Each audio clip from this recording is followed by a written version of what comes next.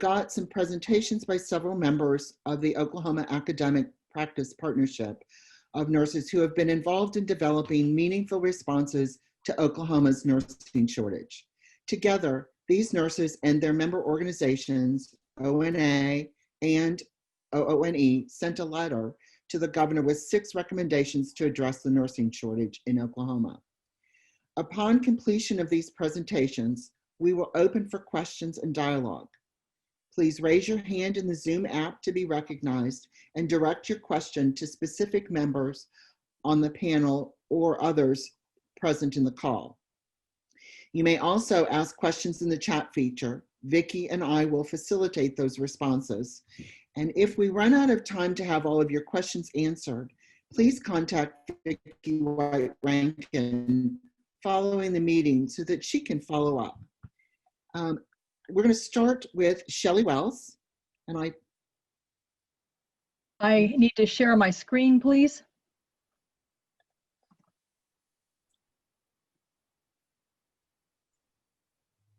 Can you give her permission to do that? Looks like I have it now. There we go. All right, can everybody see that? All right, thank you very much. I'd like to give a little bit of a background on the nursing shortage situation in Oklahoma. We've been in a historical nursing shortage for at least the past 20 years in Oklahoma. Nursing shortages affect hospitals, care facilities, clinics, patients, and the staff caring for those patients. Sick and injured people may be turned away from certain facilities if there's not adequate staff to treat them. When nurses are overworked, they may not be able to give proper care, and they do make mistakes. These mistakes can turn into tragic complications for patients, families, and not to mention the severe repercussions for the workplace. This has come into light right now because COVID-19 has severely exacerbated the long-standing nursing shortage. In 2020, this particular slide presents data over the last 5 years historically. In 2020, the nursing workforce still is an older workforce, with 39.25% of our nurses in Oklahoma over the age of 50. And there are many implications resulting from an aging workforce. Older nurses tend not to want to work prolonged shifts and find themselves moving from complex care settings to a variety of other care settings that may be less tiring, have shorter hours, have less exposure risk, as well as a variety of other factors. As these nurses with experience move from complex care settings, we see a brain drain of nursing knowledge that directly impacts patient care.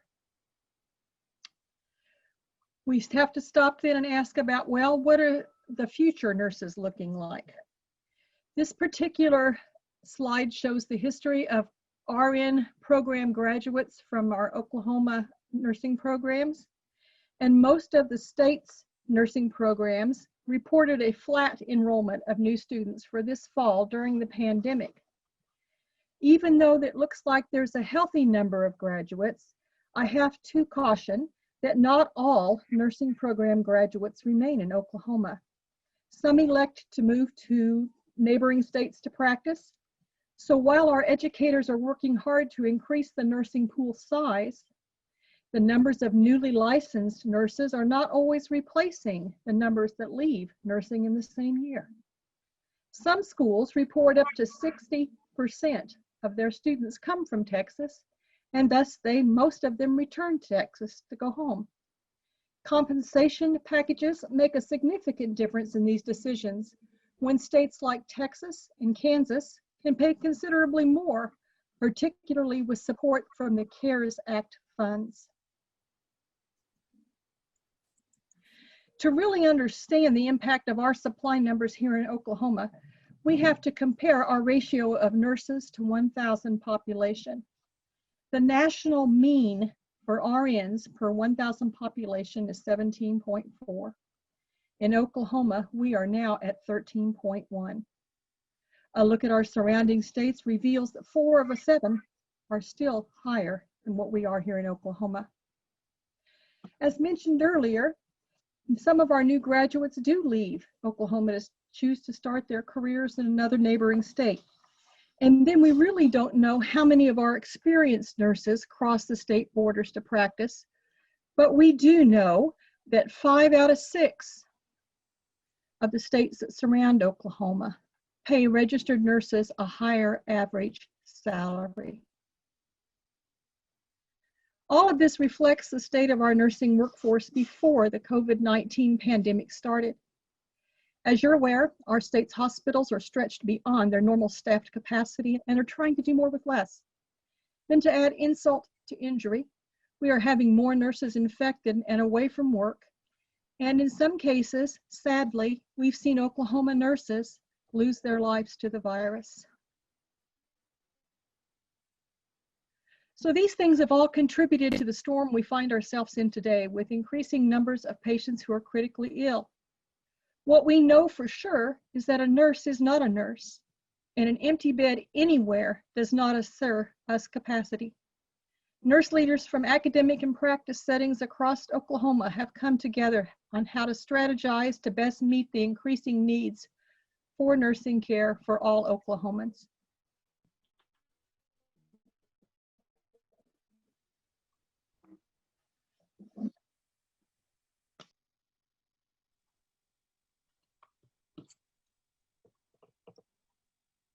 So on November 24th, after implementing OSDH rules for the use of asymptomatic COVID positive healthcare staff, OSDH Commissioner Lance Fry invited the Oklahoma Nurses Association and the Oklahoma Academic Practice Partnership to a December 2nd meeting to discuss the shortage and our letter to the governor. Members of the Oklahoma Academic Practice Partnership, we met Wednesday with Colonel Lance Fry, the Oklahoma State Department of Health Deputy Commissioner Reed, Governor Stitt's Chief of Staff, Bond Payne, Governor Stitt's Cabinet COO, John Budd, and Surge Plan Advisor for OSDH, Matt Stacy. We thank these individuals for allowing us to meet with them. As Oklahoma COVID-19 cases, hospitalizations, and deaths continue to surge, nurses were hopeful that the nursing shortage could be addressed in meaningful ways to protect the health and safety of patients, improve outcomes, and support nurses on the front lines. While members of the Oklahoma Academic Practice Partnership of Nurses made some important progress in the meeting with OSDH and executive branch officials on Wednesday, in a vitally important first step, there remains work to be done.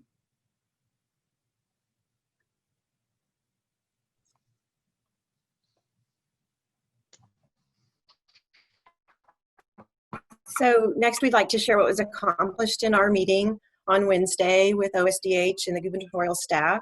As an overview, we first would like to say that we appreciate the dialogue and the steps taken with OSDH leaders and members of the governor's staff. While the Oklahoma Academic Practice Partnership of Nurses made some important progress in the meeting with OSDH and the executive branch officials Wednesday, in vitally important first steps, there is still work to be done. Most importantly, OSDH and the members of the executive branch share our concern that the lack of nurses to staff facilities is a problem. Our original letter to the governor included a list of 6 potential solutions that would allow us to begin to address Oklahoma's nursing shortage. These suggestions and responses of the governor's executive branch and OSDH were as follows.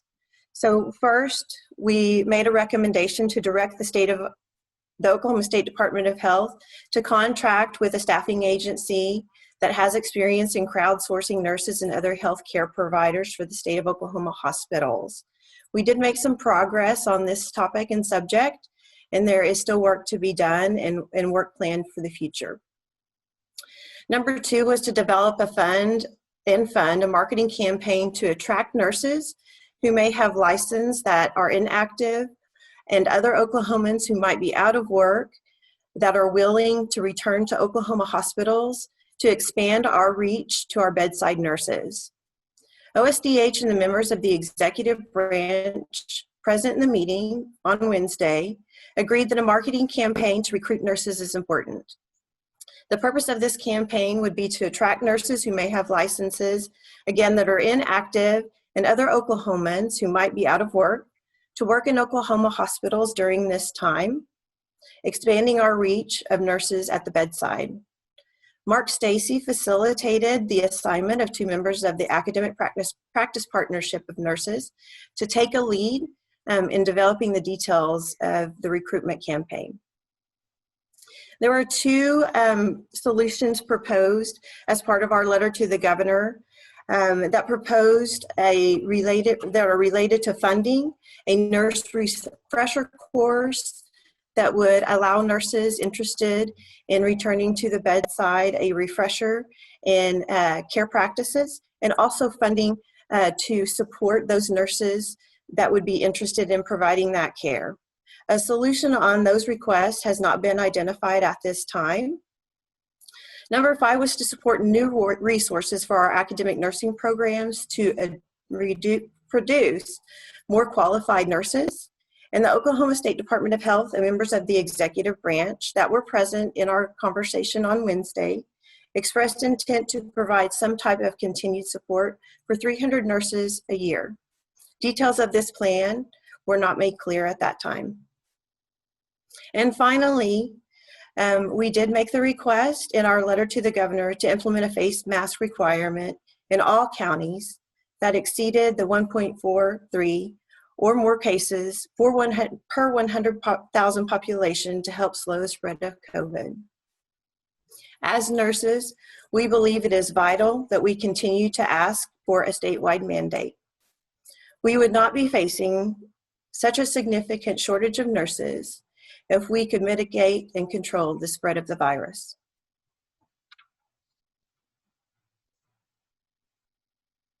Just to highlight again some of the key areas of agreement, we all agreed that a media campaign to recruit nurses is important, or encouraging nurses that are currently not working at the bedside, either they're retired or they have taken off for other life reasons, and encouraging them to come back to the hospital and work at the bedside, as well as not only nurses, but other non-licensed staff that could come in and help our nursing staff provide care.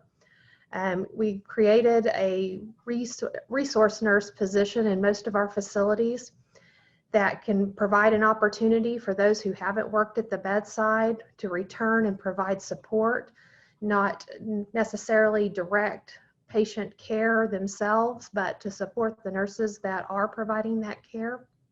That would include licensed nurses as well as other individuals that do not hold a license that could also support and help them provide that care and just take round on patients and see about their needs. But crowdsourcing is also an effort that we've asked and feel like is of critical importance. Recruiting out-of-state nurses would be imperative. If we could get others from outside of the borders of Oklahoma back into Oklahoma would be great opportunity for us. As has been mentioned, 60% of nurses that we educate leave Oklahoma to go to other states. We've got to stop this brain drain. We need to mitigate movement of nurses from place to place, competition between hospitals. So what remains to be addressed, we want to kind of cover that and summarize a few topics here. Healthcare organizations have taken on a lot of extra costs this year in response to this unprecedented pandemic. In addition to the extra equipment we need and the PPE, we've also had to add more staff to care for the influx of patients that we are all receiving, and that's not just COVID patients, but all patients. We are concerned about the financial barriers that still lie ahead of us to increase those staffing models as the census continues to rise. Paying for refresher courses and finding funding for that is of vital importance so that we can get more nurses into practice who may feel called to serve. as well as just the overall cost to healthcare organizations, as we have previously mentioned. Our patient census and acuity across the board has never been higher. We're supplementing our clinical staff with agency, contract, incentives over time, and those things can cost much more than what normal operations take into account for. Our nurses are picking up those extra shifts, so balancing family and work life has become a challenge as well. In order to provide the care that Oklahomans need and deserve, it not only has those financial implications, but it takes a huge emotional toll on our caregivers, especially those that are shifts away from their family. Our nurses and clinical staff continue to overcome these challenges every day. They're extremely resilient people, but in many cases, they also become exhausted.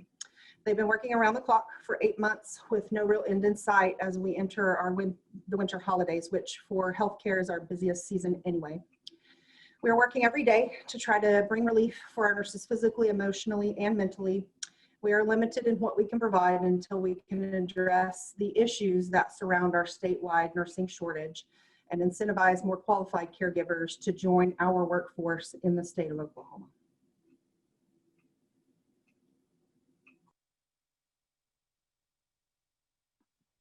Thank you. All right, now we can open this up for questions. So if you have a question, you can either post it in the chat or raise your hand, and we'll work through that. Please, so raise your hand in the Zoom app so that we can recognize you, and we'll direct your question to the specific. And if you have a question for a specific member, please let us know, or we can all volunteer to answer that as they come across. There is a question already in the chat. Could you address the sign-on bonus that some hospitals are offering? Does anybody want to tackle that one?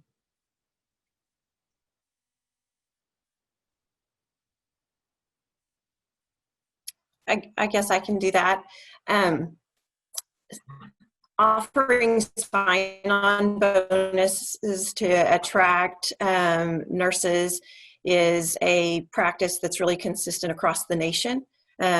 We work hard within Oklahoma to stay competitive with each other, knowing that we have limited resources. And so we are really trying to keep nurses in the state of Oklahoma and attract nurses outside of Oklahoma to our state.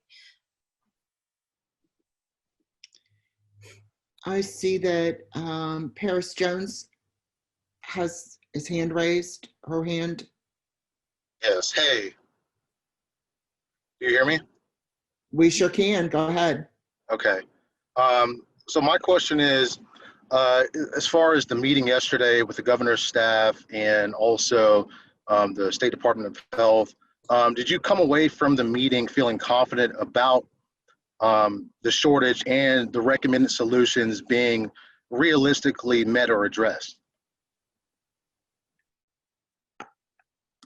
I think we'd all agree that we had a lot of confidence in the meeting and the opportunity to continue to be at the table and to be involved in the process.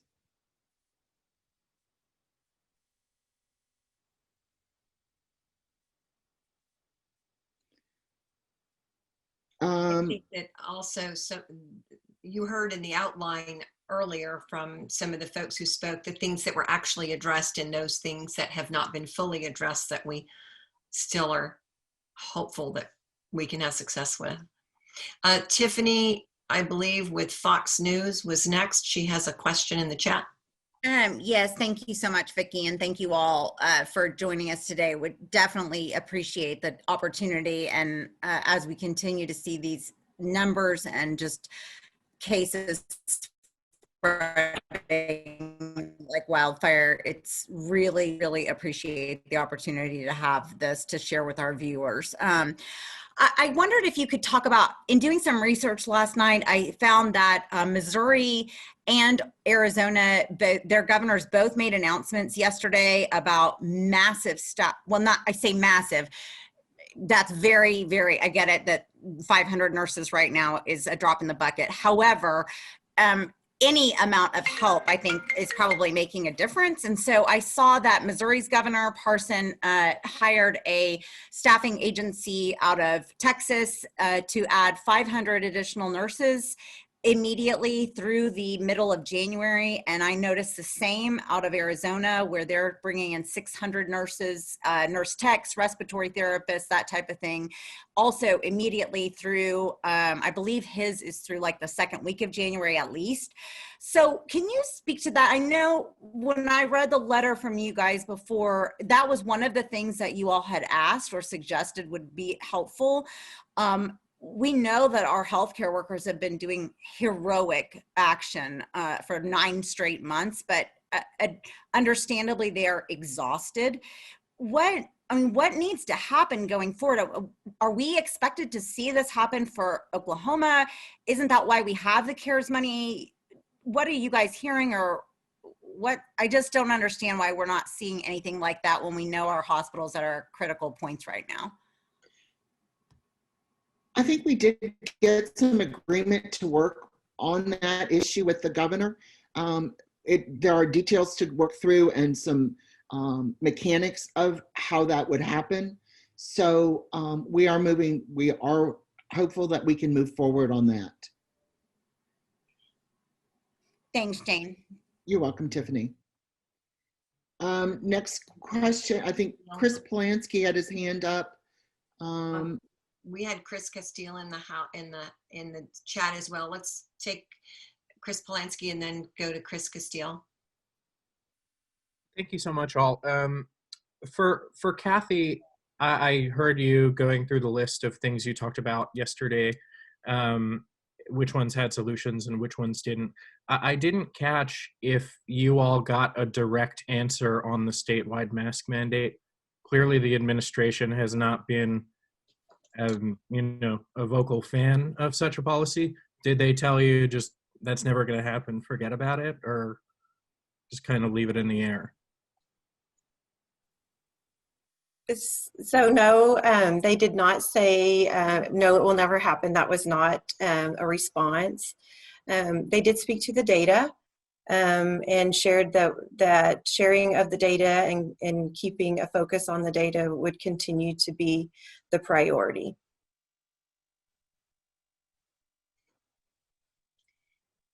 So Chris Castillo, you have a question. Hi, Chris.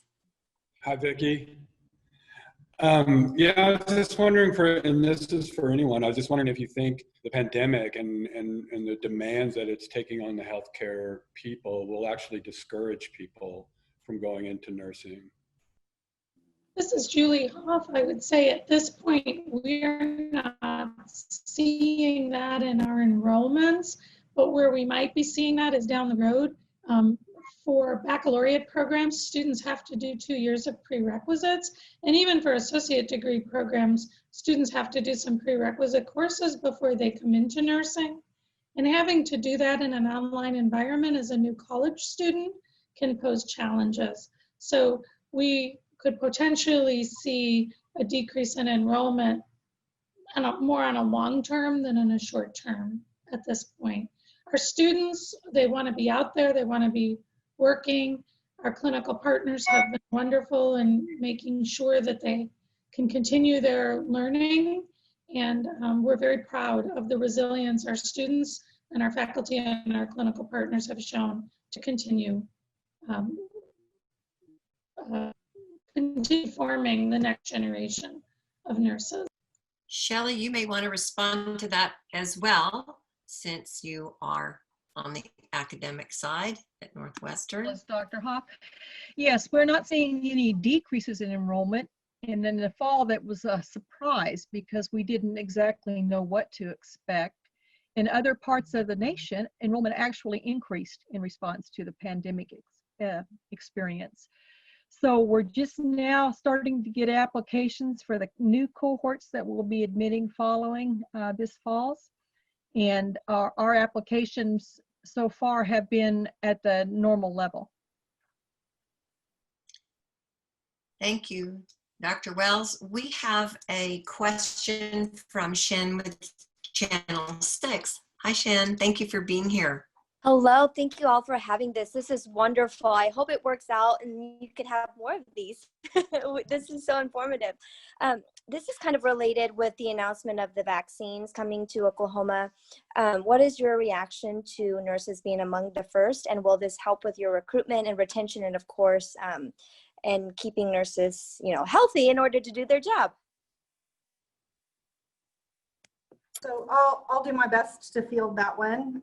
Kathy, you fielded a few of them. So having nurses at the front line be in the prioritization of getting that vaccine first actually has been well received by our coworkers who are at the bedside. They feel supported.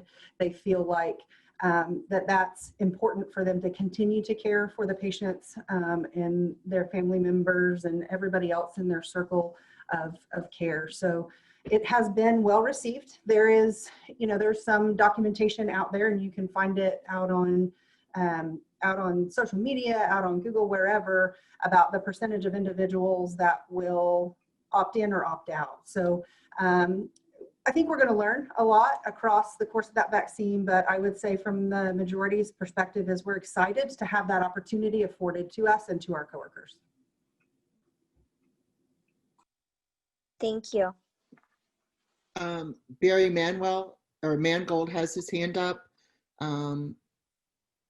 Yes. Hi. Thank you so much for the time, and thanks again for hosting this. I two quick questions. One, the first was having to do with us nursing students, and I understand that having nursing students working in a hospital certainly is not unheard of. It's certainly normal. But what are your thoughts on the idea of expanding those programs to allow more students to work in hospitals to help? Is that something that's being talked about? Is that something you're looking at? Hi, Barry. Thanks for the question. Shelly Wells.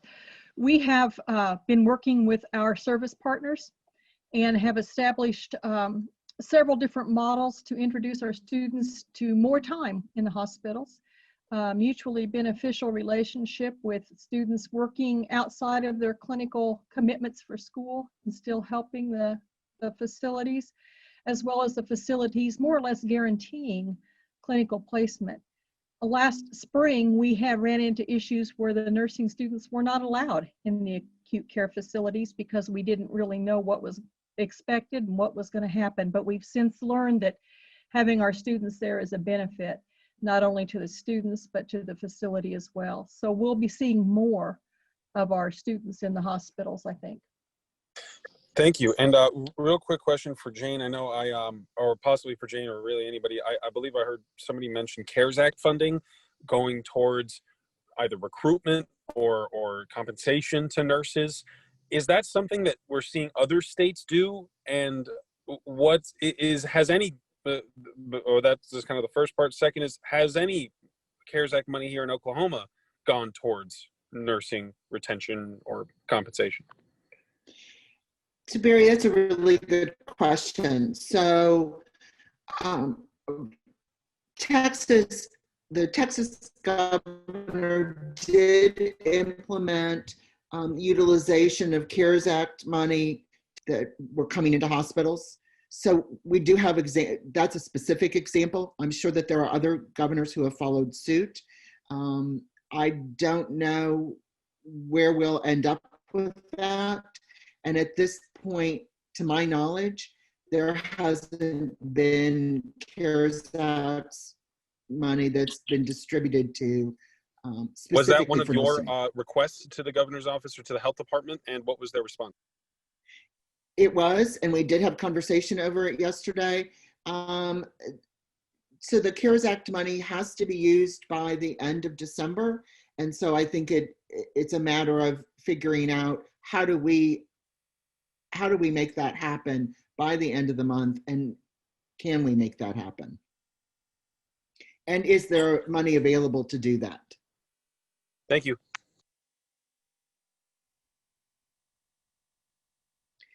I see that A. Hughes has a question. Yes, hello. Can you guys hear me? Sure can. Yes, I'm Amber Hughes with Fox 23. Just wondering for you guys, were there, if these recommendations, if they aren't addressed, you guys had 6 of them, if they aren't addressed, can the Oklahoma healthcare system sustain another 6 months of this pandemic without any mitigation or any mandates or anything happening? What is the state of our hospitals if you guys don't get the help you need? So I'll jump in on this one. You know, that's kind of a difficult question. Certainly we're in a difficult time and we need some assistance, and we certainly want to support our nurses and our staff. The question is, can we sustain another 6 months if we have to in this pandemic? Of course we can. We will have no other choices. We've got to take care of our people and our communities, and that's what we're here to do. So we will do the best we can with whatever resources are available to us to take care of those that we are needing us. Certainly we would prefer that the mitigations and the mandates would be put in place to kind of help reduce the spread and maybe make it more manageable for us, but we'll do whatever we have to do to make sure the people get the best care they can at the time that they need us. Thank you. I appreciate that. Thank you. Briana Bailey has a question. Oh, wait a minute. Hunter McHugh is first. Okay. Okay. I was just giving another one a chance. But that's fine. I know. Well, I just trying to include everybody. Yeah. We're happy to have Hunter do it. I just don't want to leave anybody without a chance to ask a single question. I know. I've been working. I'm jumping around. So. Again for allowing us to do this. I was just curious if you guys, I know you guys had discussed this before, but if you could go more into, you guys had mentioned the amount of nurses that are going to school here and then are leaving towards, other states, because obviously, as you guys have mentioned, 6 states around the border of Oklahoma they're providing more money. There's more income there. If you guys could just go more into that, how many students are you guys really seeing that are leaving the state after initially being here? So I think for the student questions, we should have both Shelly and Julie answer those questions because there are academic folks. Hunter, I'm not sure we have a solid number for you. A lot of it depends on the nursing program, how many students they accept per cohort, where they're located. I do know in northwestern Oklahoma, I get a fair share of students from Texas and from Kansas who, our Kansas students actually continue to reside in Kansas because Alva is just 15 miles south of the Kansas border. It's not unusual for me to have 20% of our students, each graduating class, apply for licensure in a neighboring state. Dr. Huff, did you? I believe it's important for people to realize that it isn't just money that draws nurses to other states. There's something, magnet designation, which speaks to the practice area is a draw for students, tuition reimbursement. There's some states that provide wonderful tuition reimbursement and other benefits and the environment. So when it comes to competition, we have to look at those things as well. We have a lot of students from Texas, and I would say, of course, many of them return home. But what I would like to share is we did create the first senior nurse intern program in the state, Kathy Pierce and I, here at the University of Oklahoma. And what we're seeing from our first cohort of students of 32 that participated, every single one wants to continue to participate, and a high percentage report planning to stay in Oklahoma City when they graduate. And I think that's, creating innovative ways to keep our students here is going to be key. And I couldn't have done that without Kathy's collaboration. Angela Shen, you might keep your mic on, Dr. Huff. Angela Shen's got a question that I think may be good for you to answer. And since you're involved in this program, Angela, would you like to ask the question that yeah, you I mean, have? you guys kind of already touched on it, but I mean, we've heard that like Oklahoma City or Oklahoma Christian University is starting to send students to work in a clinical setting. So, I mean, how often are nurses having to come from schools to kind of get a head start in their nursing careers just to help out with the strain from the pandemic? I think what's unique about the program that we've created, and it wasn't something we created, it came out of a national policy statement, but what it allows students to do is we created a role for them that they're learning, they're practicing, and they're getting paid all at the same time. And they're doing it in the same unit every day that they work. And so it's building their skills and their knowledge, their relationship with the unit, and making them really feel part of the unit. The data that we've received in our surveys is this is the best clinical learning experience we've ever had. So, this is an opportunity out of a crisis that I think may change nursing education in the future. We've always had nursing students in the nursing facilities all the way through their nursing education programs.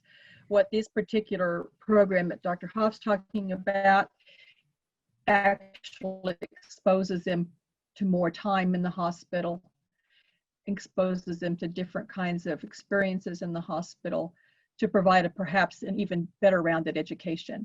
I know in Northwestern Oklahoma, we're engaging that similar practice this winter so that our students that finish their coursework next week can begin immediately working in Northwestern Oklahoma hospitals.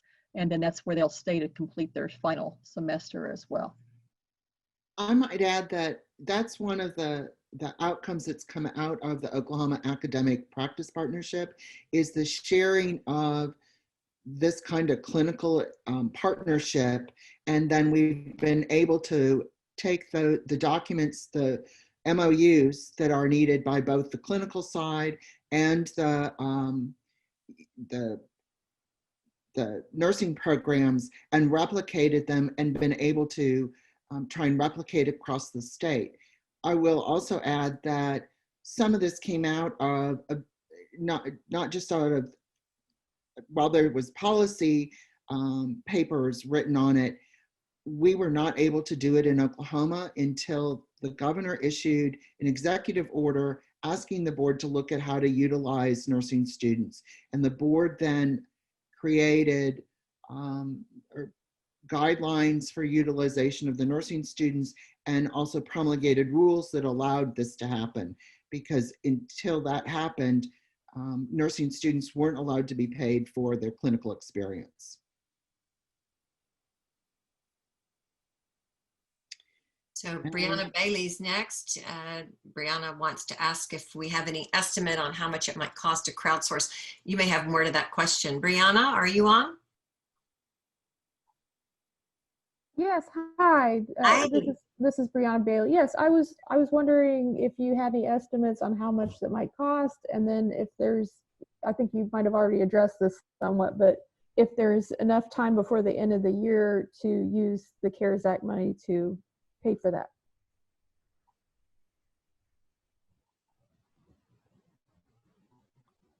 So I'm not too sure right now we have estimates on what that would cost. If you're talking about $150 an hour, you're talking about, $6,000 to $8,000, and that would be to be somewhat competitive with other states. We're working to identify exactly how many nurses that would be so that we can get those more accurate numbers. The next question is from Phil to everyone. Phil, are you with us? Yes, hi everybody. Phil Price here with Fox 23 in Tulsa. I was just curious, with the state giving an estimated $25 million for this pandemic research center in Stillwater, what even half of that $25 million would mean to address this shortage that we have right now in the state as far as it comes with nurses and helping to protect and serve the residents in these hospitals. And I think, Jan, you kind of summed it up with the hourly fee, what it would cost. But has there been any talk at all with the state of them providing you guys or providing any CARES Act money whatsoever? Really gotten into just the beginning phases of that conversation. So I would say that we don't have any hard nose, and we don't have any you betcha either. So we're working on that, and you're right, that 25 million, even half of it could go far to ensuring that we had support for our bedside nurses and could ensure care for every Oklahoman. Thank you. Those are all the questions that I show in the chat. Does anybody have their hand up? I don't see any raised hands, Vicki. Okay, great. Can I ask one more quick question? I'm sorry, Vicki. I was thinking of. So I guess just, and I realize that everything is very much unknown how things will play out in the next few months, but obviously we know from what you guys have told us, Jane, and what we've heard from so many other organizations, that we're expecting to see things really, really bad in the hospitals in the coming weeks and month, especially after Thanksgiving, once we start seeing the impact of that. And maybe, Kathy, it's something that you can speak to as well. But what we did see, obviously St. Anthony's start having those tents set up outside. I know the Tulsa Health Department has said that they haven't, for Region 7 yet, had to do that just yet. And that, right now there is not the case, but we're waiting, and we know that the hospitalizations are going to increase. So what are some things that you guys will be requesting in terms of help, or that you'll be looking to the state health department as far as when we do start seeing potentially our hospitals getting overwhelmed with patient load? Well, I think I would say that we're monitoring everything very, very closely, and we're really working together to identify what resources, and when I say together, I mean across the state of Oklahoma, to work together to support all patients.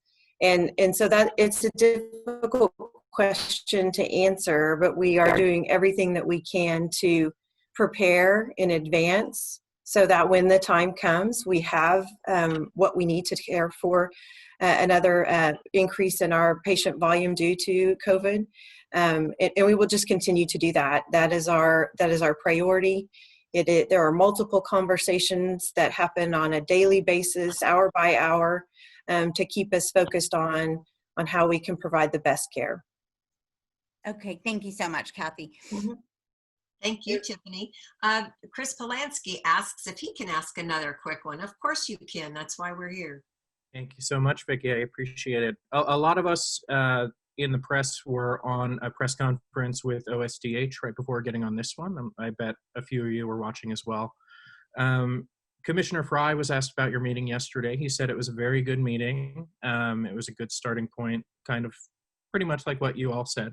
But he did say something about, as a state agency, it's not their role to dictate the labor market. That, to me, suggests that, using CARES Act money to recruit nurses and some of the things you're asking for may, if not be a non-starter, it doesn't sound like it's a priority. Is that a proper interpretation, do you think?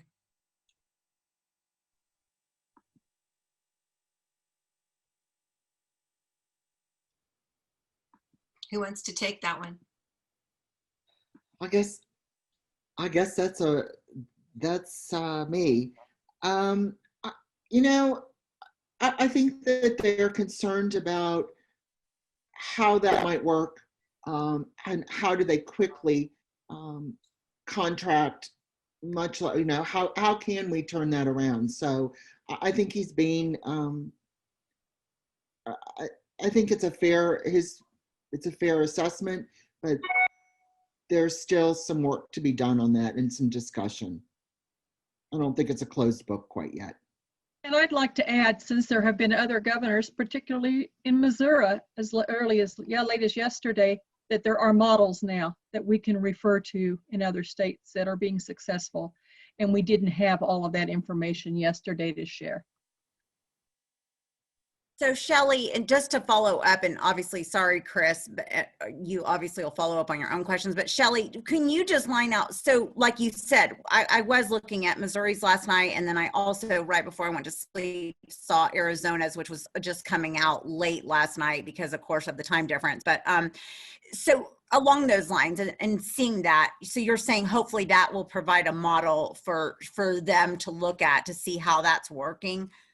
I think that will indeed provide some model, and to see how other states are manipulating things to make the solutions work for them. So I think Missouri will serve as a good model for us, because in a lot of ways we're alike. So I'm anxious to see how the Missouri situation does work out. My major concern comes with every state that's doing this, that we really need, if we're going to do it, we need to jump on the bandwagon, because there's a limited resource of nurses in the nation. And if every state is contracting for 500, 600, there's not that many. So we really need to reach some kind of resolution on this soon. I might add that in addition to those models, you know, we also have Texas. The Texas governor who has allocated CARES funds to help offset the cost of healthcare workers.